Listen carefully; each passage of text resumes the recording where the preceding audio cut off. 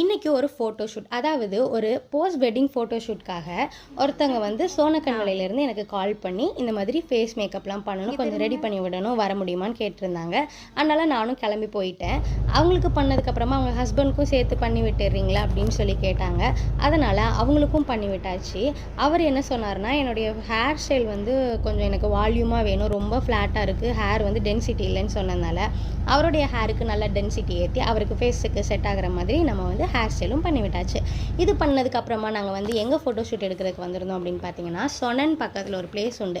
அங்கே தான் வந்து நிறைய ஃபோட்டோகிராஃபர்ஸ் வந்து ஃபோட்டோ ஷூட், வீடியோ ஷூட்லாம் எடுக்கிறதுக்கு வருவாங்க.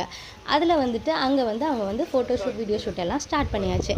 இது என்ன டைமிங் பார்த்தீங்க அப்படின்னா, ஆஃப்டர்நூன் தான் எடுத்தோம். ஆனால் பிளான் பண்ணது வந்து காலையில் தான் எடுக்கிற மாதிரி.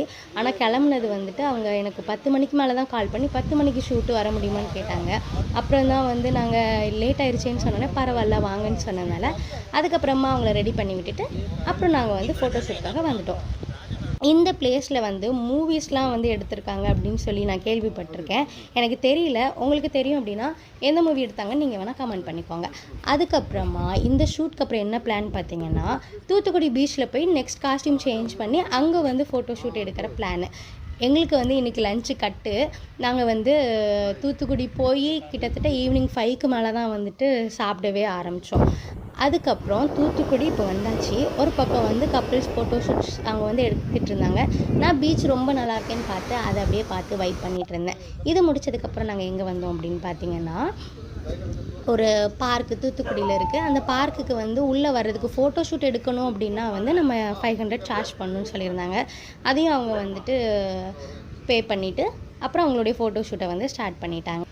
அப்புறமா அவங்க இன்னொரு காஸ்டியூமும் சேஞ்ச் பண்ணி வெளியில் வந்து ஃபோட்டோ ஷூட் எடுத்துகிட்டு இருந்தாங்க. நான் ரொம்ப டயர்டானதில் நான் பார்க்லேயே அப்படியே உட்காந்துட்டேன். இதெல்லாம் முடிச்சுட்டு நாங்கள் வீட்டுக்கு போகிறதுக்கே வந்து 10 மணி ஆயிடுச்சு நான் வீட்டுக்கு வர்றதுக்கு. அதுக்கப்புறம் இந்த டே வந்து இந்த மாதிரி தான் போச்சு இன்றைக்கி ஃபுல்லாக. உங்களுக்கு வீடியோ பிடிச்சிருந்துச்சு அப்படின்னா மறக்காமல் லைக் பண்ணுங்கள், ஷேர் பண்ணுங்கள், கமெண்ட் பண்ணுங்கள். சேனல் சப்ஸ்கிரைப் பண்ணாதவங்க சப்ஸ்கிரைப் பண்ணிக்கோங்க. உங்களுடைய ஈவெண்ட்க்கு, உங்களுடைய ஸ்பெஷல் டேக்கு உங்களுக்கு வந்து மேக்கப் பண்ணணும், உங்களை ரெடி பண்ணணும் அப்படின்னா ஸ்க்ரீனில் தெரிகிற நம்பருக்கு காண்டாக்ட் பண்ணுங்கள்.